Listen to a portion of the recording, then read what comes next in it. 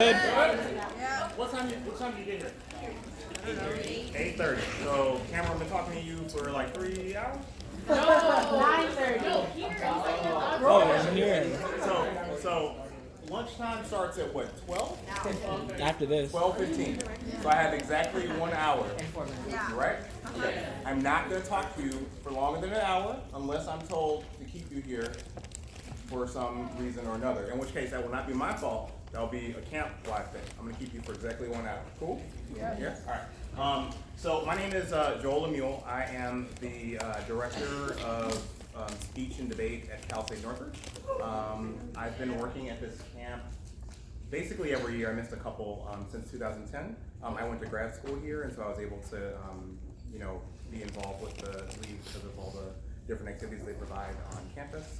This is a really, really super rewarding experience for me. I'm really happy every year. I do like a bunch of different debate camps. Debate's like my job, but urban debates hold like a really important place in my heart because I wouldn't be who I am. I wouldn't have my job. I wouldn't be in the field of communications were it not for like the Urban Debate League in Atlanta. I was not a great student by any stretch of the imagination. There's like one guy in here who knows me a long time ago. So I was not a good student. Like relative to any of you, I'm sure you're all like amazing. But debate is what kept me like focused and in school and kept me kind of pushing along to achieve my goal. And now basically I teach like speech and debate for a living. So honestly, like it really changed my life. So I try and give back as much as I can. And so thank you all for this opportunity. I really appreciate, I really appreciate the opportunity, and I hope I get to meet most of you. There are lots of new faces. Many of them I recognize, but hopefully I get to put names to faces. So when I call on you, if I call on you, I will call on you. But if you get called on, right, where you raise your hand, try and tell me your name, and I'll try and write it down so I can, your name and like one thing about you that's interesting, or that I couldn't tell from looking at you. So that I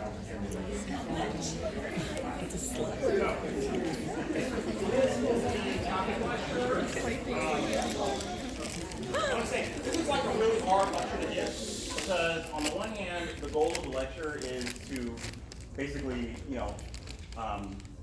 introduce you to like everything that can be said on the topic, right? It's supposed to be beyond the arguments that you really encounter at this camp, so that you have some sense of what's coming up at like invitationals, et cetera, and so forth. At the same time, that's difficult. So we're definitely going to focus a lot on information that's most relevant to the arguments and the debates you'll be having at this week, and maybe like in the evidence packets that's going to be released, where most people will be using those cards for the rest of the year. But there is lots of information in this lecture on that kind of history of arms sales context that I'm not going to cover specifically. I'm just going to kind of breeze through it or skip it entirely.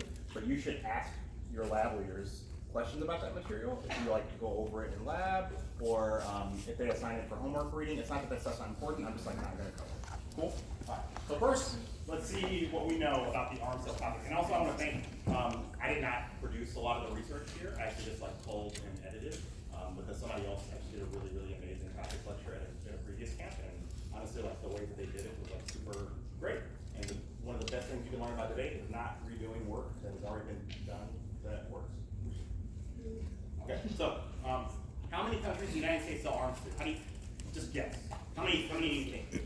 We sell arms, weapons. 80. 80? That sounds like a okay number. 80? A lot. You said, huh? 90? Okay. 45. 44. 88. 25? 25? All of that. 38. 109. 109. No, 9. And then go lower, 107. So, I got answers here ranging from 50 to 109. Does that sound decent? Like if the price is right, do I need to go up or I need to go down? $1. John Casey. Got some real patriots in here, huh? Okay. 167. So even the most, radical estimate, 109, that's like way low. 167 different countries. How many countries are there in the world? 197 to 202. That's like a lot of them. It's a lot. Okay. It's a lot. 197 to The thing is, when I ask next about how much money do you think we made from armed. So 2016, just give me a number. Just shoot out a number. Or gross? 3 billion. Okay. 3 billion? 5 billion? Anybody else? 6.7 billion. I like that. $150 billion. Does that sound reasonable? $150 billion? Probably. No, I don't. I said 149 billion. 20 billion. 170. 2017. 192. 2018. And there are no like compiled trustworthy figures on what we sold in 2019. Obviously, because we're not done yet. But I'd imagine it's going to go like way up. So we're ramping up. Okay, so this is a map of everything that's in this PowerPoint. Like I said, I'm not going to cover number 2, which is the history of arms exports and arms control, because that's like, a week-long lecture and stuff. But you should feel free to ask any questions about that stuff after the lecture is over. I can kind of go back into those slides if we finish with time. Or you can send me, an email. I'll make sure I circulate my contact information. We can talk about this stuff later on here.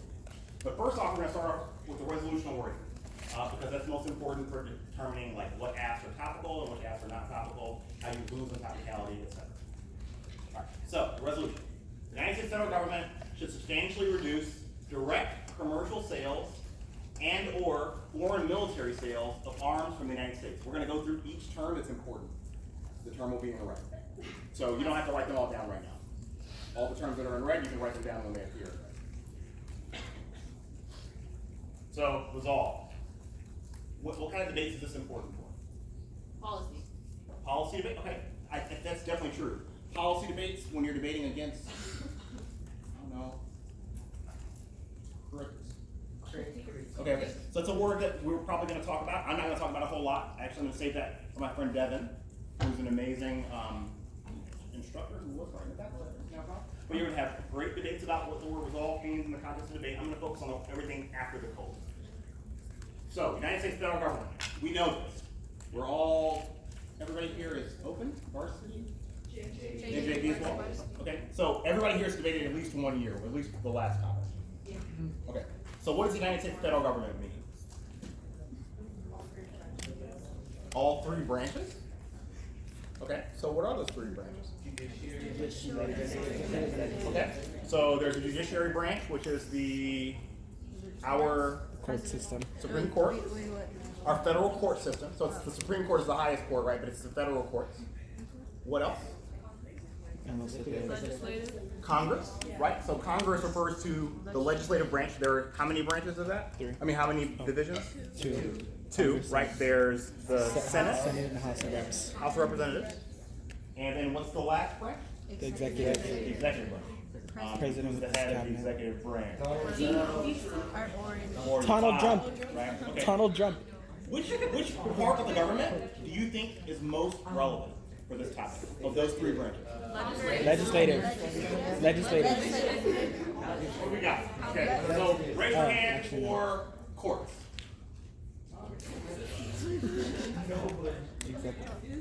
I don't know. Maybe there's an argument to be made, but probably not the most relevant, right? Raise your hand for Congress.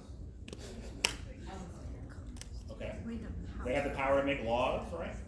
To tell us what's legal and what's not legal to sell. Raise your hand for the executive.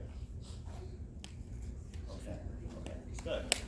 Well, I would say that the power is mostly going to be divided between Congress and between the executive branch, and it kind of depends on what the affirmative is.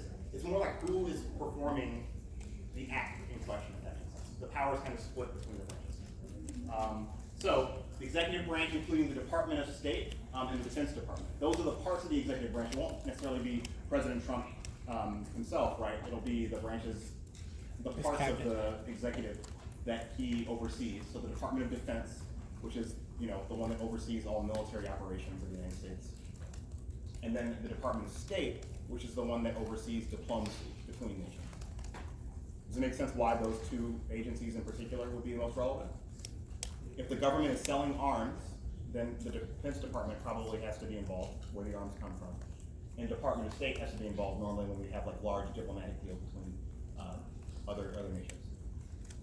So Congress, judicial branch is not super important, but maybe it's important for counterplans, or maybe there are ways in which you could kind of say this is illegal from a constitutional standpoint. Kind of hard to make those arguments, but people will definitely introduce those arguments. Okay, substantially reduce. Should substantially reduce. Just without dictionary definitions, what does that mean? Take away, go down, and how much you said? What? Large? Large. Any other synonyms for substantially? Significantly. Significantly? Vastly? Yeah, substantially doesn't mean anything. It means a lot. It means a lot. So that argument probably comes up a lot in debate, but there isn't really a better or worse definition really of the word substantially. It's always going to be kind of subjective, and very, very rarely will the other team have an argument for why, for example, a definition that said substantially is half versus substantially is a significant amount. There's not really a reason why one definition is better than the other. It mostly depends on context. But reduce definitely means to decrease in quantity.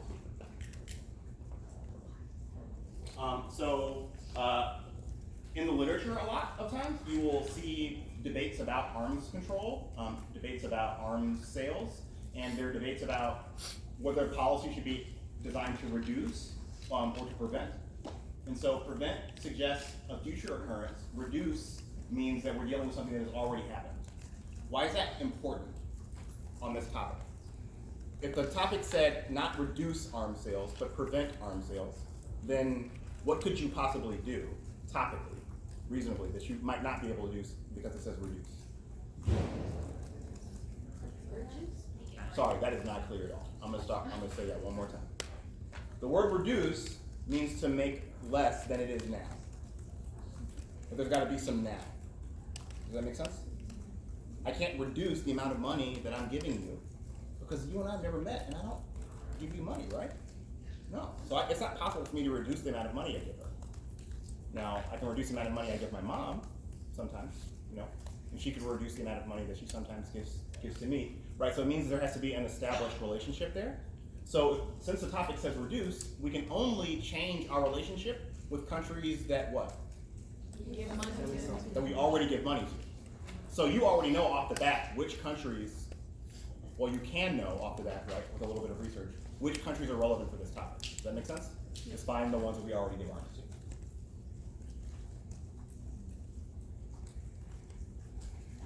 I'm gonna skip that one. Okay. The meat of the topic. Direct commercial sales. Direct commercial sales. So direct, what's a synonym for direct? Straight to. Indirect would mean that there's a third party, right? Direct means buyer, seller. Commercial? Commercial as opposed to what? When you're doing something commercially, why are you doing it? Money. To make money, right? To make profit. So there has to be some kind of private enterprise going on. Direct sales involving private companies, not the government. Does that make sense? Since it says commercial, that part of the resolution is about private firms selling arms.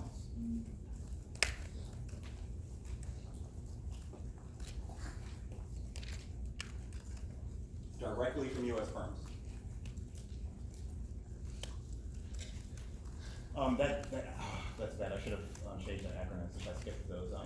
Skipped the history slides. There's an act, the DCS, and can somebody just remind me to go back to that slide at the very end of the lecture to explain what that law is? But basically, it's the law that was passed after the Cold War, after World War II, during the Cold War, that governs like the sale of arms to other countries. And so, basically, it allows for U.S. companies based in the United States, to sell weapons to other countries, as long as they get those weapons from America. So they have to be approved by the federal government to sell arms, and then they're allowed to sell weapons. Why do you think that we might have done that? Reduce conflict? Okay, so how so? You don't want to sell to a country that has high risk of Yeah. We just established I don't know you, right?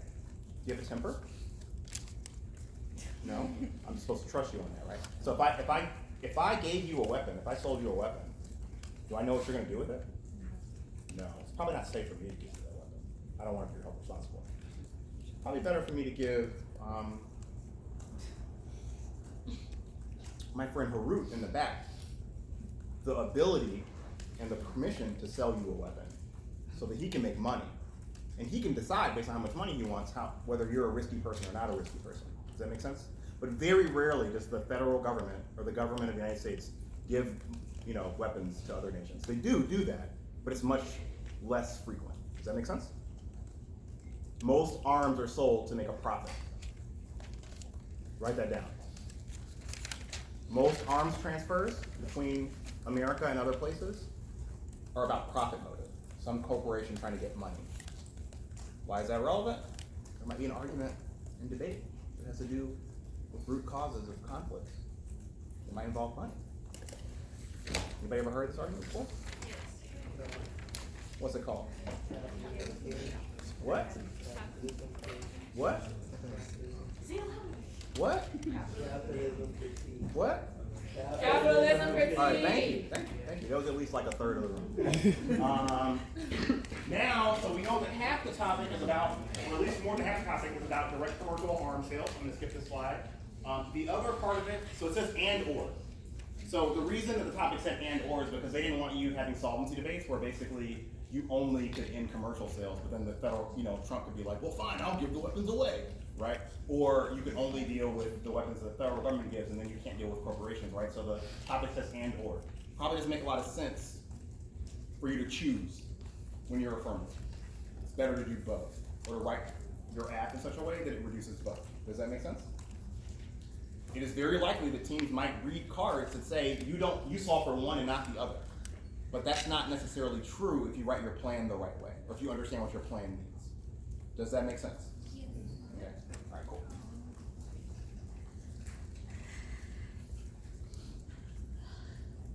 Should I say anything about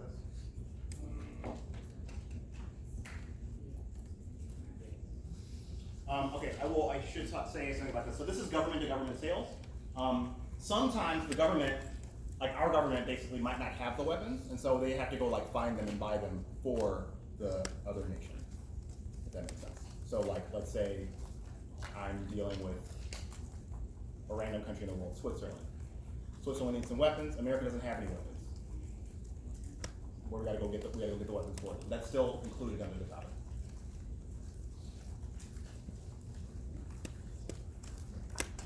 Okay. Of arms. So far, important word. The United States federal government substantially reduce, or important phrases. The United States federal government substantially reduce.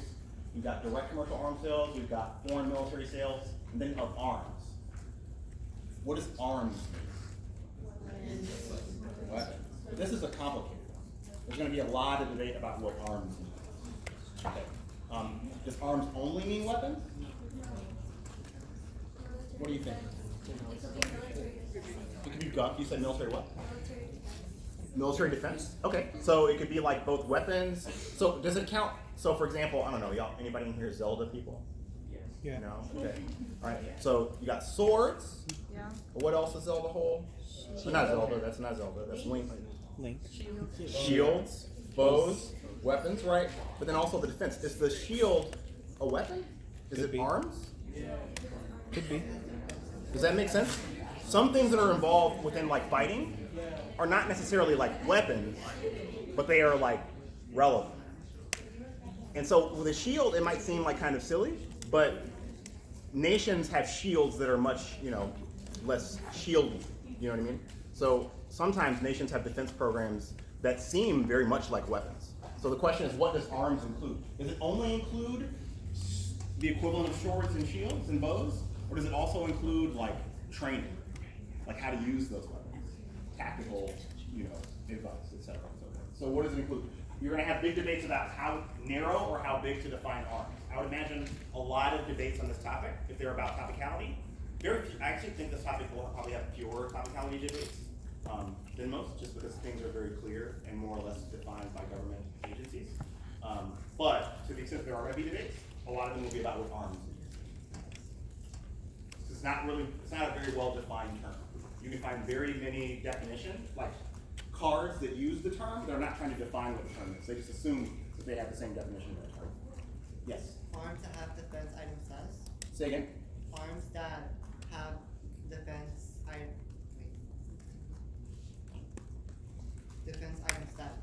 Defense item status, yeah, so a lot of definitions will include both offensive and defensive, capabilities in terms of what they include. But some definitions will be even broader than that and say technical advice about how to go about a conflict or using a conflict is included within arms, if that makes sense. And so some apps, sometimes you won't want to allow the affirmative team to do that, or sometimes you will want to do that if you're affirmative. So the term, I guess I would use is defense articles. Arms are defense articles. That's like the broadest. It's an object used for defense of the nation.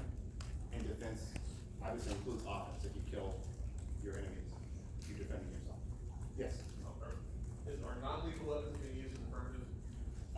Yes. Like tear gas and stun guns and that stuff? Yeah.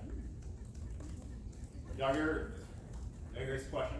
So like anything that involves involves defense, so like even, hopefully you don't have encounters with cops, right? Sometimes, a lot of times they use deadly force, right, guns, but oftentimes they will use like rubber bullets or tear gas or other things that are designed to like control crowds, but not to like kill people. Those are also included. Tasers, yes, for example. So if there are nations where we're giving those articles away, many different definitions of arms will include those. Some will say no, that it only includes things that are for national defense. So it wouldn't be, if it's used for like policing, that's not really topical, but that's a debate to have, if that makes sense. That'll be really, really important for countries like Israel, for example, where we give them lots of both weapons for national defense and also like articles that can be used for their like domestic policing. Yeah. Well, I was thinking, I just read an article that said that the tear gas being used in Hong Kong is being sold in Pennsylvania. Yeah, 100%. And that's, yeah. But that might be policing, I guess, so that falls kind of in that gray area that you're talking about. I imagine it'll be a part of like a larger arms package, if that makes sense. So like normally apps won't have like an advantage that's just about one kind of weapon. It's more about a conflict, if that makes sense. So it's like part of a larger incentive. And is that included or not included? I mean, you can have debates about whether or not to exclude one little item, but normally I feel like the debates will be much broader than that, if that makes sense. It won't focus on a specific weapon most of the time. And if it is a specific weapon, it'll probably be a missile.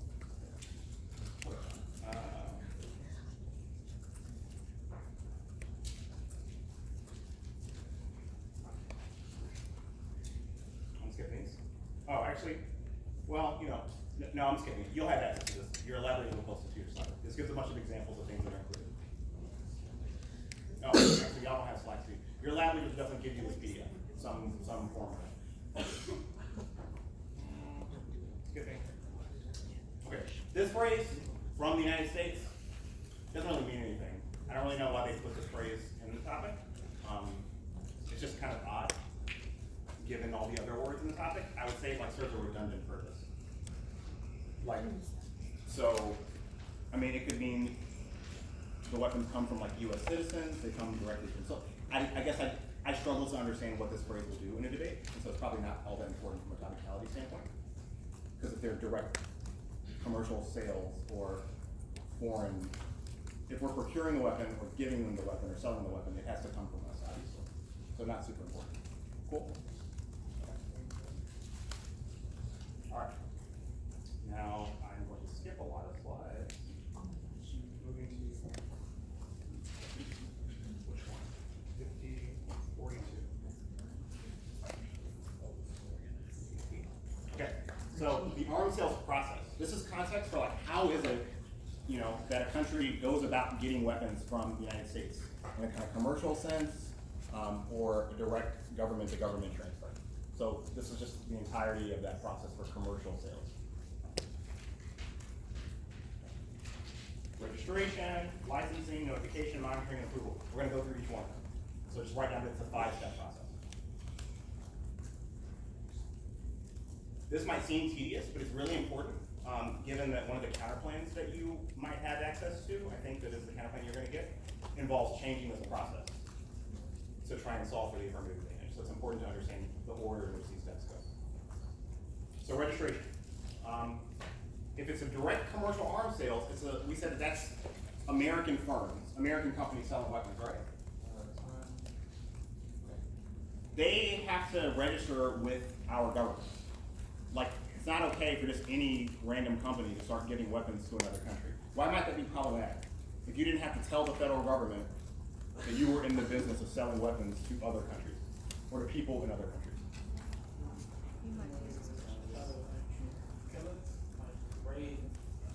Yeah, no, totally, right? You could be giving weapons to terrorists, right, that are trying to kill us all, you know? Or you could be giving weapons to groups in other countries that aren't necessarily like enemies of America, but might be causing problems for like American allies, or just might be bad people who are just trying to murder people, right? Like I know a lot of people, there are white supremacists all over the world, you know? And so giving weapons to those types of people might be a problem if you're not, you know, if that's not registered. So you have to register with the Department of State, not the military, the Department of State. Who's the head of the Department of State? Do we know? Who was the head of the Department of State when Obama was in office? What? She ran for president. Hillary Clinton. Okay.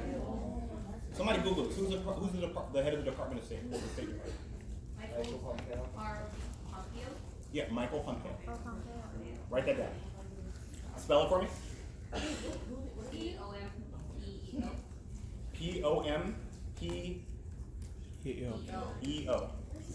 What does he do? He's the head of the Department of State.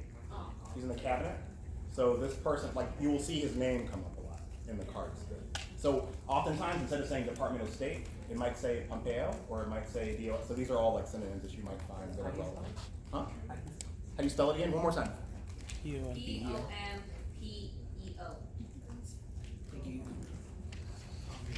Okay. So once they register with the Department of State, you have to get a license.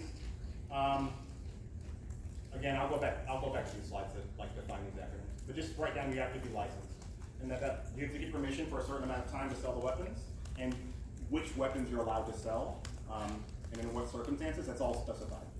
So it's not just like a blank check. Basically, there are some rules. People can argue about how lax or how strict they are, but there's rules that guide what you can sell, to who you can sell, for how long you can sell it.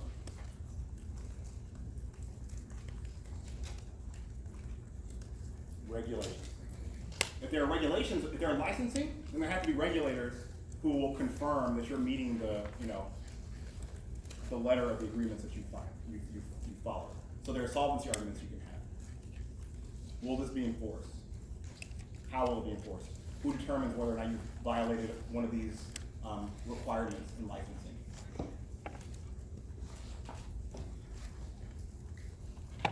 Okay, so because the State Department is the one that you register with and that they license you, right? That's which branch of government of the three? The State Department? That's the one that enforces the law. 45? Who's 45? Executive, the president. The Department of State is a branch of the executive government. It's a cabinet. They're people that advise the president. So that's part of the executive branch. Write that down. Actually, y'all tell me. I'm gonna ask, and y'all gotta tell me. What branch is the State Department? Everybody gotta say it though.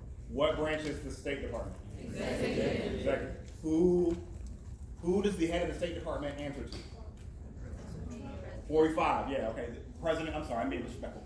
President Trump, right? It's fine. Right. So the president is involved here. Why am I saying that? Because part 3, some other branch of the government gets involved, the legislative branch. So they have 30 days to basically approve or to veto or to ask for some kind of modification to the license that was allowed. Does that make sense? Why do you think that's a good idea? Or is that a good idea? So I'm a company. I am America's Best Weapons. I established this company. I register with the Department of State. I'm a boy, 45, gave me the hookup.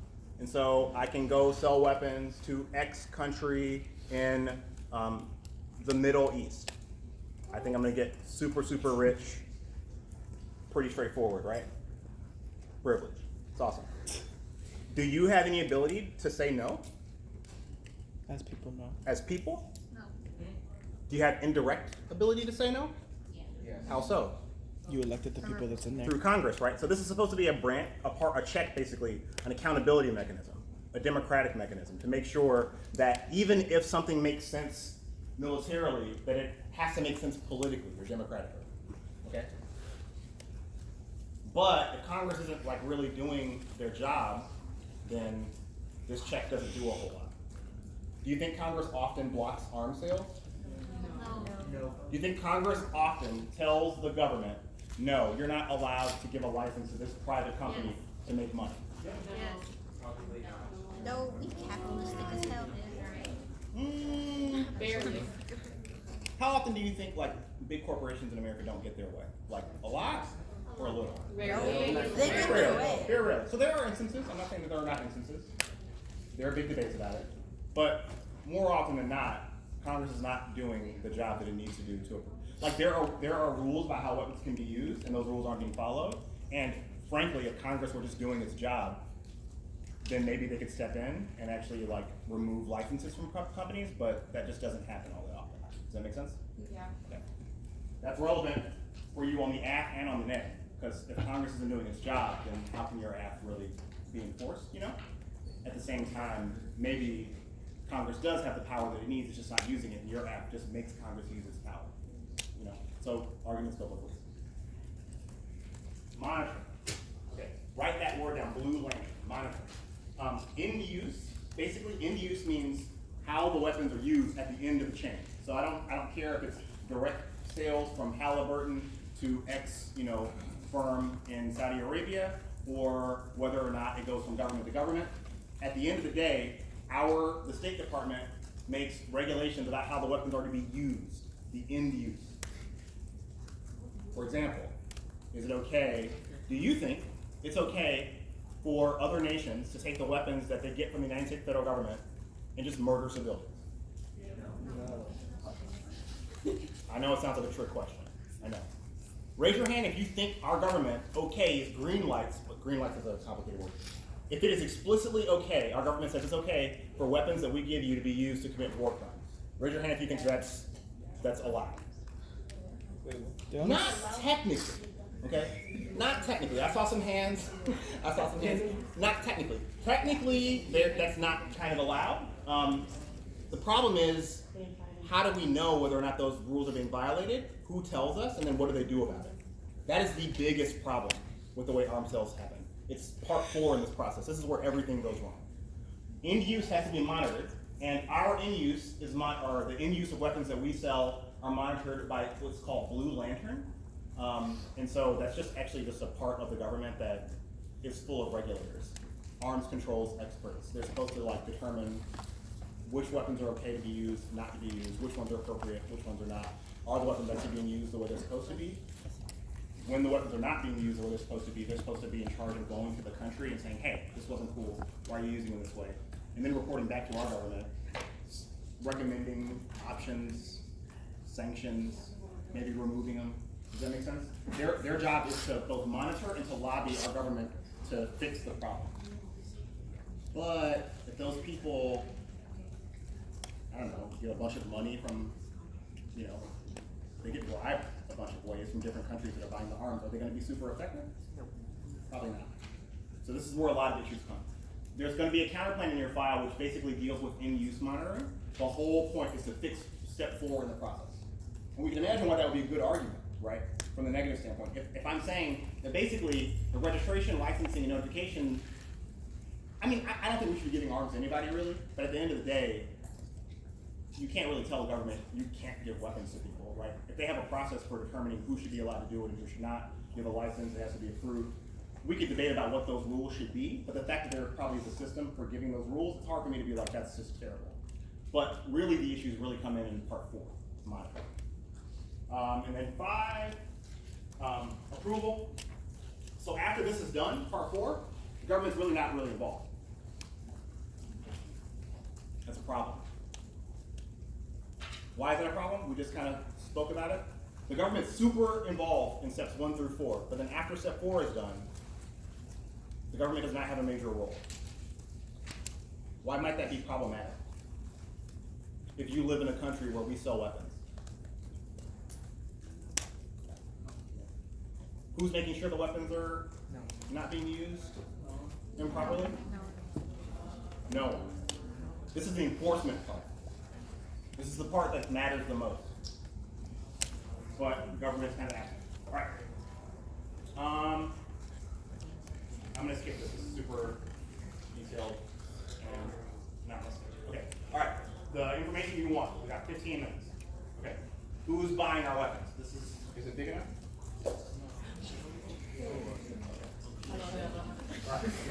So, majority of the weapons given to Saudi Arabia, or at least the majority in terms of how much money we spend, $25.8 billion. In Egypt, in Israel, in Taiwan, in Australia. That surprised me a lot. To be honest with you, I had no idea we gave weapons like that to Australia. Japan, that makes a lot of sense to me. South Korea. It's gone. Oh, okay. I just learned something really important. I don't know what happened. Write down those top 10.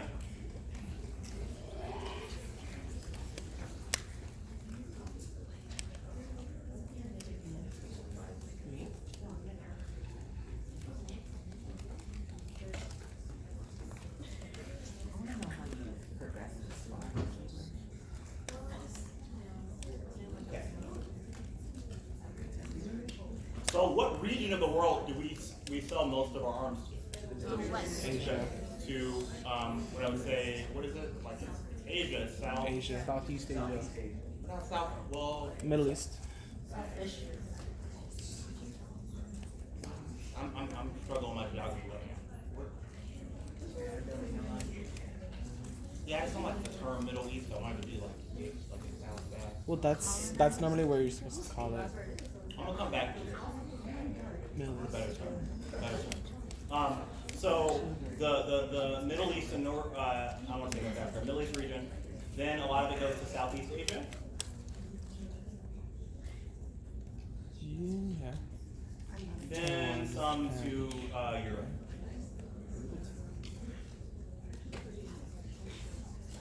Okay. We know what the UK is. The United Kingdom. Which country? What's included in the United Kingdom? Scotland, England, and Ireland. And Great. Okay. So those are the major nations. These are top 10. This is not the only ones though. So it's not like the only people on the list. So these aren't the majority of the asks you hear will be about these nations, even though you might hear one or two about countries that are not on this list. The thing is, we don't give them like lots and lots of weapons. It's kind of hard.